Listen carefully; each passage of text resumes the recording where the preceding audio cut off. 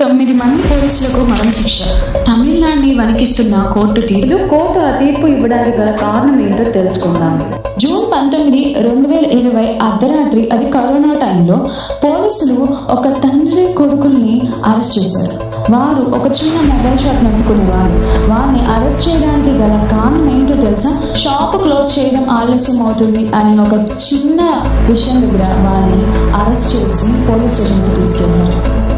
తర్వాత ఆ తండ్రి కొడుకులు ఇద్దరు మరణించారనే వార్త దేశాన్ని కుదిపేసింది. ఎన్నో ఆగ్రహం. ఆ సంఘటన బయటికి రాగానే రాష్ట్రం మొత్తం ఆగ్రహంతో కదిలిపోయింది. ఈ కేసుని సాధారణంగా మూసేస్తారని చాలా మంది అనుకున్నారు. కానీ సాక్ష్యాలు ఒక్కోటిగా బయటికి రావడం ప్రారంభించారు. సీసీటీవీ ఫుటేజ్ కానీ, మెడికల్ రికార్డ్స్, అలాగే ఐ విట్నెస్ యొక్క సాక్ష్యాలు ఆధారంగా భయంకరమైన నిజాన్ని కనుగొన్నారు. పోలీసుల యొక్క చిత్రహింసల మూలంగానే ఆ తండ్రి కొడుకులు ఇద్దరు చనిపోయారని చెప్పేసి నిజం బయటకు వచ్చింది. అయితే ఈ కేసుని ఒక సవాలుగా తీసుకున్న తమిళనాడు ప్రభుత్వం 9 మంది పోలీసులకు ఏకంగా మరణ శిక్షను విధించింది.